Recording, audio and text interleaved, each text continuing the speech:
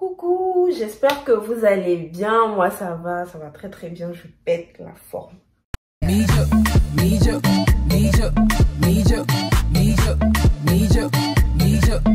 Aujourd'hui on se retrouve pour une story time. Comme je vous avais précédemment dit, donc dans la précédente vidéo, j'avais été malade, donc je vais vous expliquer un peu comment ça s'est passé. C'est vraiment une vidéo préventive. C'est pas pour tirer sur quelqu'un, sur une enseigne ou pas, c'est vraiment une vidéo préventive.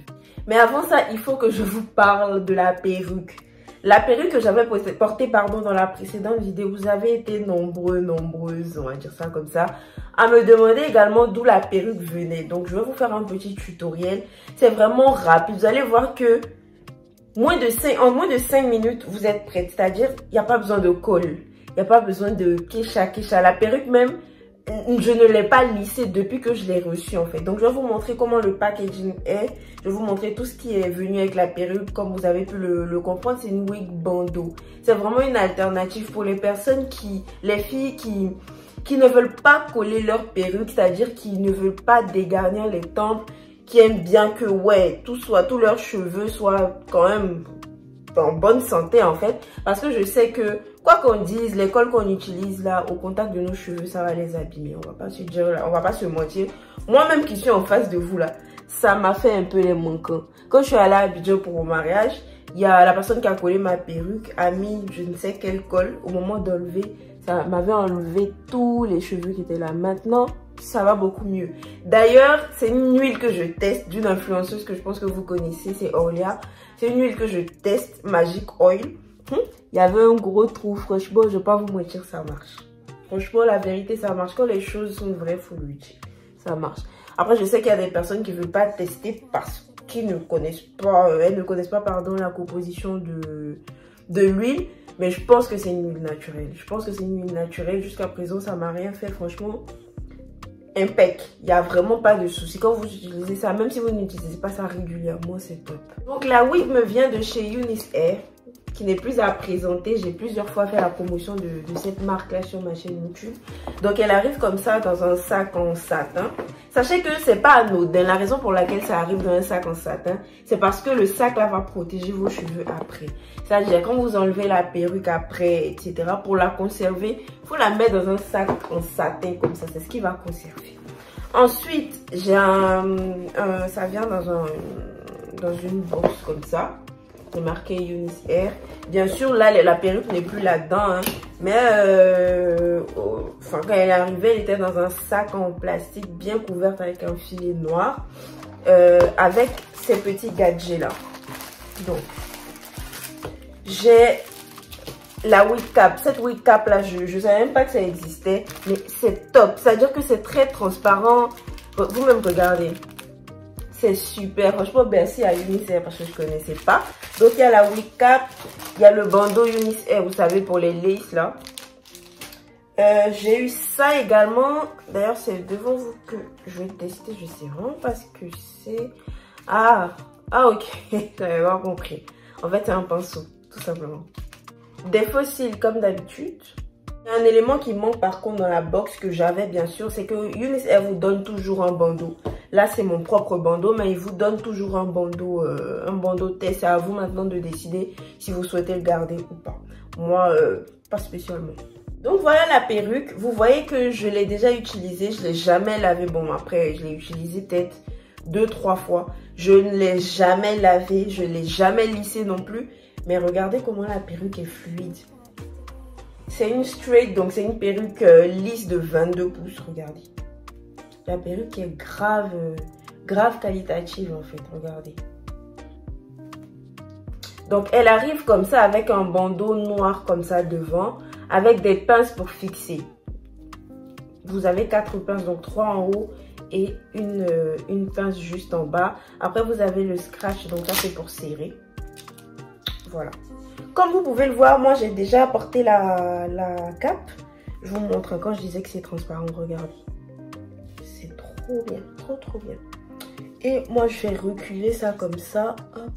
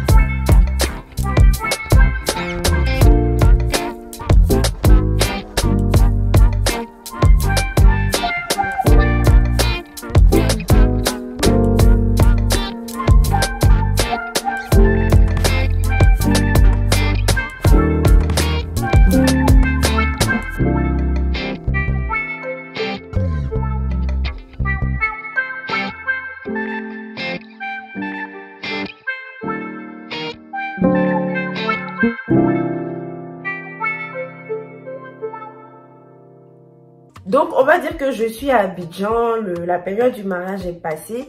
Et un jour, mon mari et moi avons envie, on va dire, de manger de la viande. Mais tu sais pas manger le choukouya. Pour les non-ivoiriens, le choukouya, c'est vraiment un barbecue. Ça dépend, hein, là, vous pouvez avoir le poulet, vous pouvez avoir le mouton, etc. Donc, on avait envie de manger, mais pas ce type de viande. On avait vraiment envie de manger un truc comme, vous voyez, au restaurant, en fait. Donc, on cherche. J'ai même fait un sondage sur ma page, mon compte Instagram, si vous me suivez pas, c'est le moment de me suivre. J'ai fait un sondage, j'ai demandé c'est quoi le meilleur restaurant pour manger de la viande comme ça et tout. On m'a donné, il y a un nom qui est ressorti plusieurs fois. J'ai dit ok. Donc, faut savoir que cette enseigne-là a plusieurs restaurants dans tout Abidjan, dans toute la ville d'Abidjan. Donc, j'ai dit ok, on va sélectionner l'enseigne qui est la plus proche de chez nous et puis on va y aller. On arrive, franchement, on est bien reçu, on commande, tout c'était, franchement, je ne vais pas mentir, c'était doux. C'était très très bon, on a très bien mangé. Ce qu'il faut noter, c'est que Eric et moi n'avons pas pris le même plat, n'avons pas pris, pardon, la même viande. Donc, on mange, etc. tranquillement. Aux environs de 15h30, on quitte le restaurant pour la maison. Donc, on arrive à la maison, il est 16h, je sais pas, 15h45 ou 16h, on arrive à la maison. Chacun a commencé à vaquer à ses occupations. Je ne sais plus exactement ce que Eric faisait ou ce que je faisais. Mais moi, par contre, je sais que j'étais couchée. Donc, j'étais couchée et je commence à avoir mal au ventre. Mais genre, quand je dis mal au ventre là, c'est pas un mal où c'est un truc qui va passer, non. Ça faisait mal, ça faisait vraiment mal.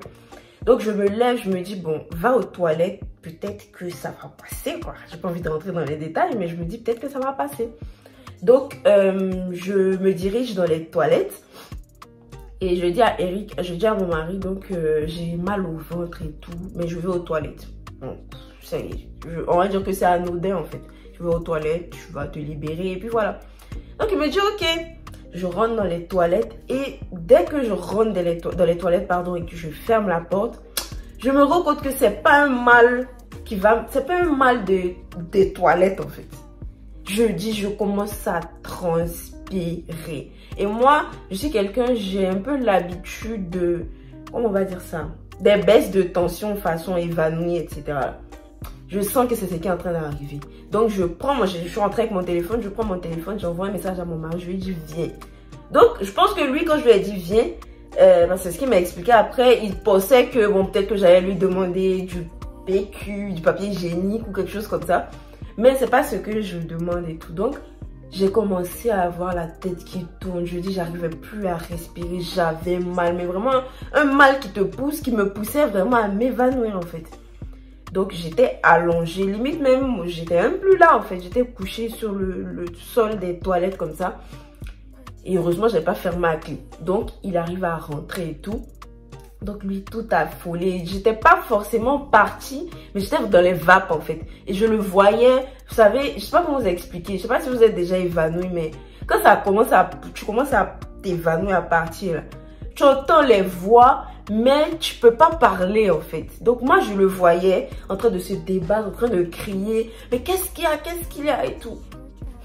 Je vous épargne tous les détails qui étaient autour parce que c'était vraiment ça, c'est-à-dire que je commençais à vomir sur moi, je commençais à sur moi faire pipi, etc. Donc vraiment, j'ai jamais eu mal au ventre comme ça. Donc tranquille, on arrive à me nettoyer, etc. Après je vais me coucher. Tout ça là, sachez que ça s'est passé en 1 heure comme ça en fait. Pendant 1 heure comme ça, je souffrais, j'avais mal au ventre et tout. Donc, je vais me coucher finalement. Je dors donc, on va dire de 17h jusqu'à 20h comme ça. Ma mère arrive, donc je lui explique ce qui s'est passé. Vous connaissez les moments, non? Toujours on vous dit ne mangez pas dehors. Ça là, si tu allais manger à la maison, ça n'allait pas t'arriver.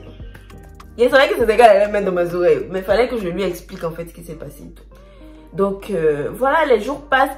Et à partir de cet instant-là, chaque jour, j'avais, comment vous expliquer, j'avais des spasmes, je sais pas comment vous expliquer, mais j'avais des douleurs de 5 secondes, c'est-à-dire, ça me fait mal du côté droit, pardon, pendant 5 secondes et ça passe. Et ça pouvait arriver 10 fois dans la journée, en fait. Mais c'était pas forcément dérangeant, c'était pas la douleur que j'ai vécue le jour, là, en fait. Mais, comme en rentrant d'Abidjan, En rentrant finalement en France, je devais faire des examens, c'était déjà prévu. Donc je me suis dit, quand je vais voir mon médecin traitant, je vais lui expliquer tout ça.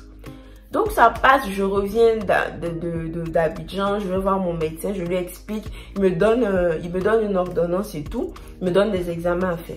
Je prends l'ordonnance, j'achète les médicaments, je fais les examens. On va dire quoi, 2 semaines après mon arrivée d'Abidjan, je vais voir un autre médecin qui me donne encore un autre traitement. Je fais encore. Quelques jours, on va dire un mardi comme ça, un mardi du mois de septembre, j'en étais vers fin septembre comme ça là. La dernière semaine de septembre, on va dire ça. La nuit, j'ai commencé à avoir mal au ventre, mais vraiment un mal où c'était pire que la première fois, c'est-à-dire que c'était un peu comme les douleurs d'appendicite. Bon, je ne sais pas si vous avez déjà ressenti ça, mais j'arrivais même pas à me tourner. Ça faisait vraiment mal. Eric et moi, mon mari et moi, on n'avait même pas dormi en fait, jusqu'à peut-être 3 heures comme ça. Alors que moi, je devais me lever à 4 heures pour aller au travail parce que j'étais encore dans la ville dans laquelle j'étais avant. Donc, je me lève le matin. Il me dit, mais est-ce que tu peux aller au travail et tout? Je dis, c'est pas grave. Parce que justement, le jeudi, je n'allais pas aller au travail, le vendredi non plus parce que j'avais un rendez-vous. Donc, je pars au travail le mercredi du coup. Franchement, toute la journée, je ne me sentais pas bien au travail, même ça se voyait que j'étais pas bien et tout. Regardez le contraste, s'il vous plaît.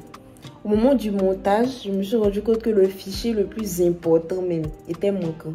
Je pense que j'ai dû supprimer ça par inadvertance. Bref, je vais vous la faire courte. Je suis rentrée. Ce qu'il faut retenir, c'est que j'ai pas mangé. J'ai mangé mercredi soir, c'est ça. Mercredi soir, j'ai mangé. Jeudi, j'avais le rendez-vous. Jeudi matin.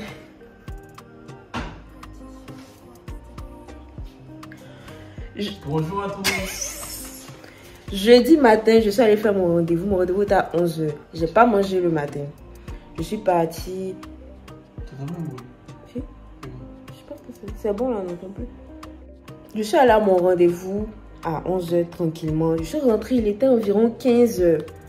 En temps, on avait fait de la viande la veille. Bonne viande au four. Il y avait mon attiéké, il y avait la sauce tomate, oignon, piment, tomate découpée. Il dit, est bien d'abord. J'ai tout chauffé, je me suis assise à table. Dès que j'ai paumé le premier coup d'attiéké, l'attiéké n'est même pas rentré dans ma bouche. Moi, il voulait mettre. J'ai cru que j'étais en train d'accoucher. Je me suis dit non, non, non. Ça, c'est un déni de grossesse. C'est pas possible d'avoir aussi mal au ventre. Ça n'existe pas, ce genre de douleur. J'ai une douleur qui m'a fait tomber. C'est-à-dire que je suis tombée. J'ai commencé à ramper pour arriver dans la chambre. J'avais... En fait, la douleur même qu'il y a eu à Abidjan, c'était rien du tout. J'avais mal au ventre. Mes larmes coulaient. Autant que mon téléphone était dans la chambre, donc je ne pouvais pas envoyer de message. Je rentre dans la chambre, j'envoie un message à Eric. Monsieur ne répond pas. Quand lui, il est au travail, lui, il n'utilise pas son téléphone. Jusqu'à 20 h, c'est à 20 h il a fini. C'est à 20 h qu'il m'a répondu. J'avais le temps de mourir. Donc, il me répond à 20 h. Il me dit, mais j'espère que tu es allé aux urgences. Il dit, je suis aller aux urgences. En tant qu'il était couché là. Je me suis dit qu'il a déjà vu 2 médecins généralistes. Ils me disent rien de bon. Ça continue de me faire mal. Est-ce que c'est pas d'autres gynécologies qui ont commencé à penser à plein de choses? Donc, j'ai pris un rendez-vous chez mon gynécologue.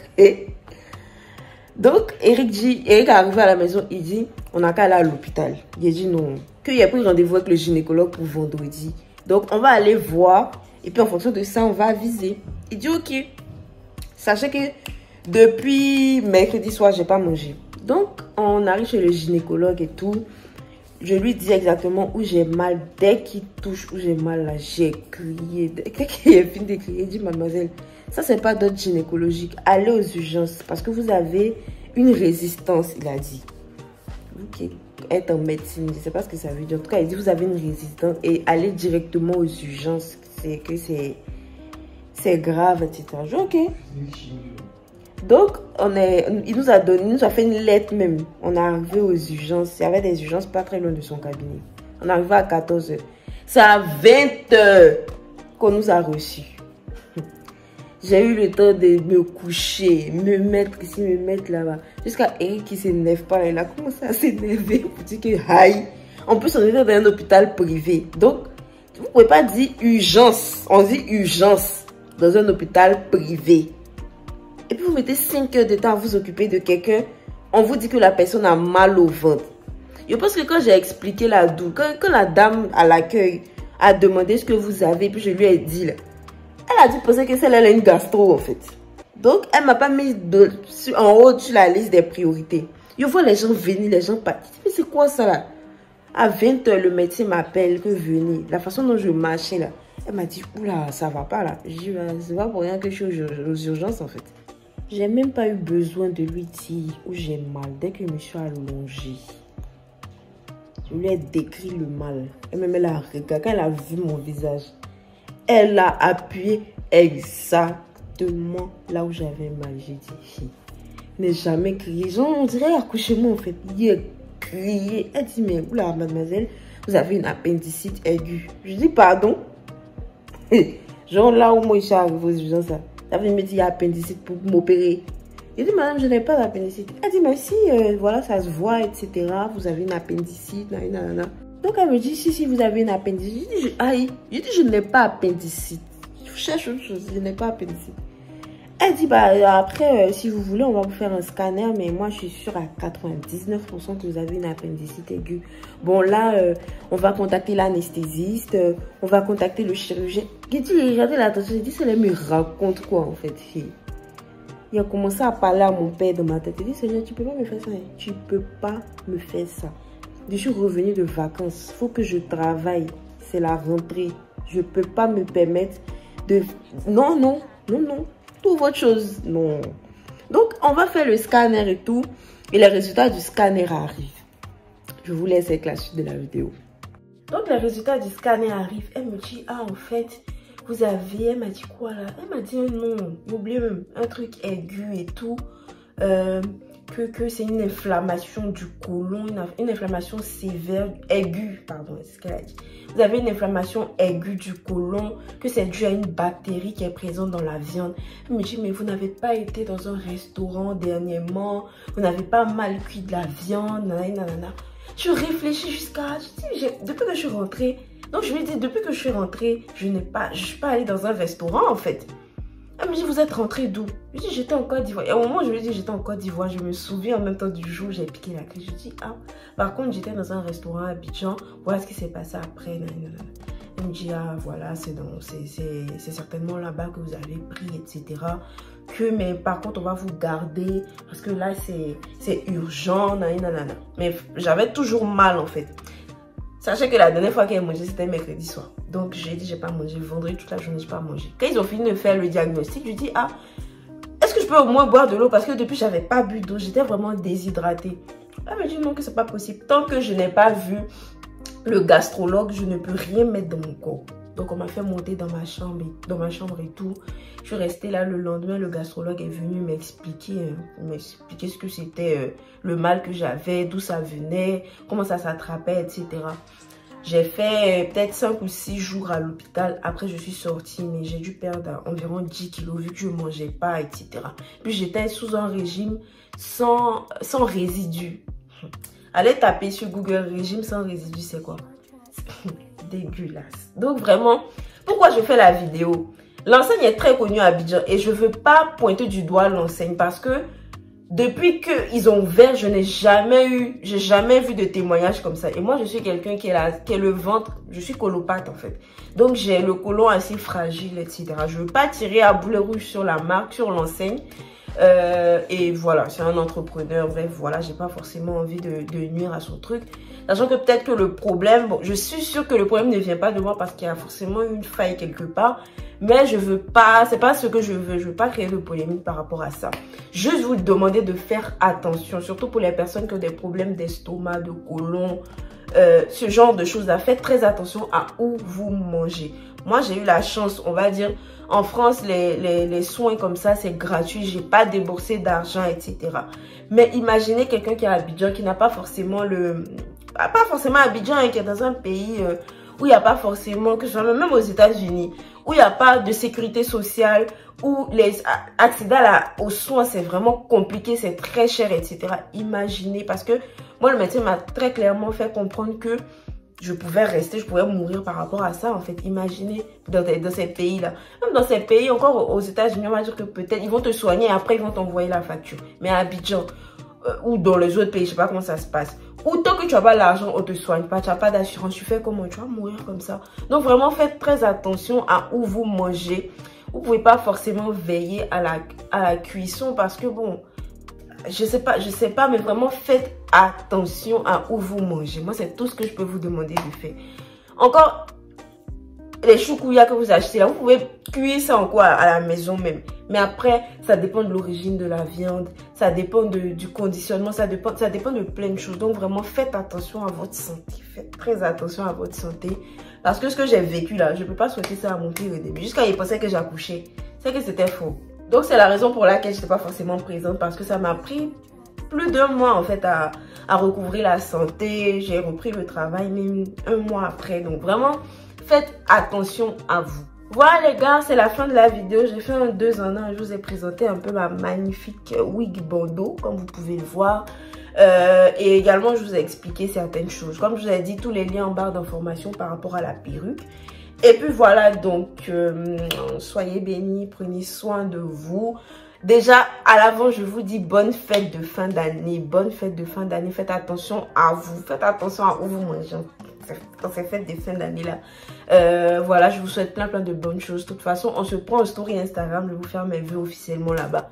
Voilà, donc je vous laisse les gars. Je vous fais de gros bisous. Prenez soin de vous et que Dieu vous bénisse.